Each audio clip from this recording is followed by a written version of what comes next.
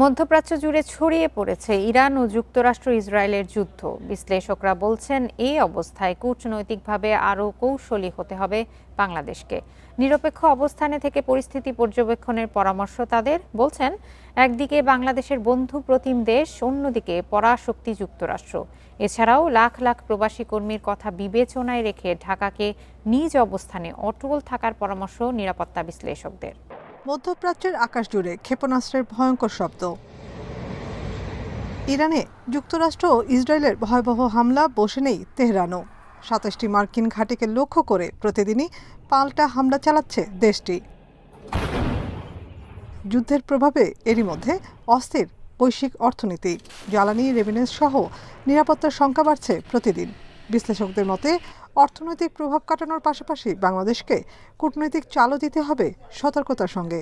Iran সহ মধ্যপ্রাচ্যের দেশগুলো বাংলাদেশের বন্ধু প্রতিম, আর যুক্তরাষ্ট্রের সাথে রয়েছে কৌশলগত সম্পর্ক। কনফ্লিক্টটা আরও বেশ কিছুটা দীর্ঘায়ী হবে। স্ট্র্যাটেজিক নিউট্রালিটির অংশটা হচ্ছে যে আমরা তো আসলে কোনো অংশের হয়ে যুদ্ধে অংশগ্রহণ করছি না বা খুব জোরালো কোনো ভোকাল পজিশন রাখছে না। আপনি যদি দেখেন মালয়েশিয়ার অবস্থান কি, ইভেন ভারতের অবস্থান কি এই জায়গাটাতে, বা ইন্দোনেশিয়ার অবস্থান কি, সেই জায়গাটা থেকে তো আমরা আসলে খুব এক্সট্রিমলি অন্য কোনো জায়গায় যেতে পারি না। আমাদেরও ওই জায়গাটায় বজায় রাখতে হবে এবং এক্ষেত্রে আমাদের স্বার্থ যাতে কখনো ব্যাহত না হয় সেই জায়গাটার প্রতি সচেষ্ট থাকতে হবে। নিরাপত্তা বিশ্লেষকেরা বলছেন, মধ্যপ্রাচ্যে কয়েক লাখ বাংলাদেশি শ্রমিক ঝুঁকিতে রয়েছে। তবে কুয়েতে অবস্থানরত বাংলাদেশের সেনা সদস্যদের নিরাপত্তা নিয়ে উদ্বিগ্ন ঢাকা। যুদ্ধ দীর্ঘ হলে চীন, রাশিয়ার মতো পরাশক্তিগুলো সরাসরি জড়িয়ে পড়তে পারে। এতে বিপাকে পড়তে পারে বাংলাদেশ।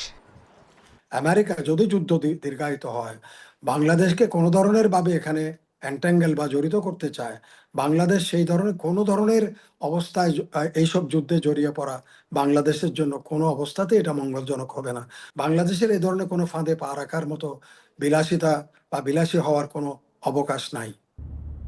বিশ্লেষকরা মনে করেন, বৈশ্বিক পরিস্থিতিতে অর্থনৈতিক ভিত শক্ত রাখতে হবে বাংলাদেশকে। এর জন্য এখনই নিতে হবে প্রস্তুতি। Nafiza Daula, independent news, Dhaka.